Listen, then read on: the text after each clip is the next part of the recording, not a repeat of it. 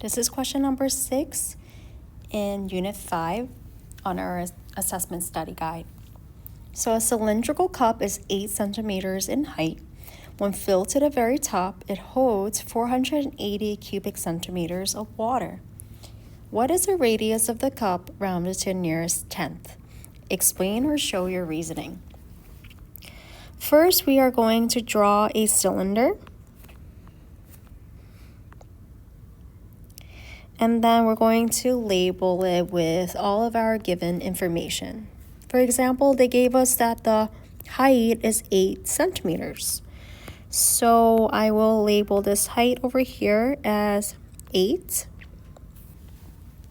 Remember that a cylinder has 2 circular ends, right? And joined with a height. So then they also gave us 480 cubic centimeters. Anything with cubic units is volume. So they gave us volume. And then they also gave us height. Here you can pause the video and do a know and need to know table if that helps you. We are going to skip it for this question, and since I'm running out of room, but we are asked for the radius.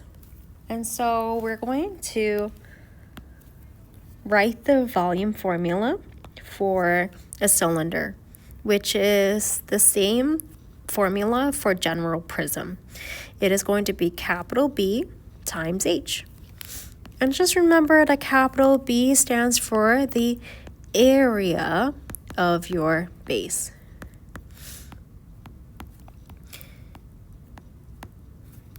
In a cylinder, the base is a circle.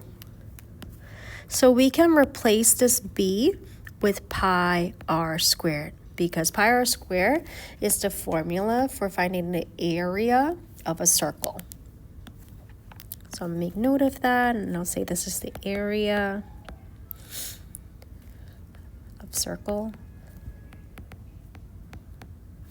And we're going to multiply it by the height. Alrighty, now it's time to plug in some values. We know we were given the volume, which is 480 cubic centimeters, so we'll plug that in as V. We were asked to find the radius, so we still don't know what that is. I'll leave it as r in pi r squared. And we're going to now multiply that with our height, which is 8. Now, to get r by itself, we need to divide both sides by everything that we don't need. So we can actually divide both sides by this 8 and also the pi. And you have to remember to keep it in parentheses on your calculator. Or you can go to alpha, y equals enter, to enter in a fraction, or alpha and a button next to it for a fraction. The reason why you have to keep it in parentheses is because if you just plug it into your calculator as 8 pi without parentheses, they will first divide the 8 and then multiply the pi. So keeping things in parentheses is really important. So I'm going to cross out the 8 and the pi. And I'll go ahead and plug this into our calculator. And we end up getting a really long decimal as r squared. So r squared is equal to, you should have gotten 19.09859317. Please do not round until the very end. So you do have to write out this long decimal, and we're going to round at the very end. Now we can take the square root of the entire answer.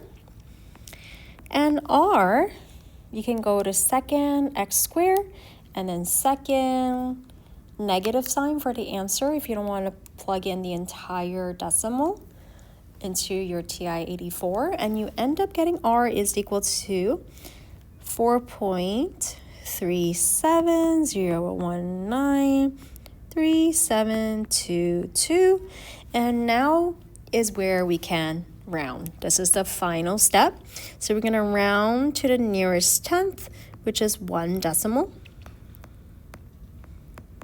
So in order to round to 1 decimal, we need to look at the hundredths place as well.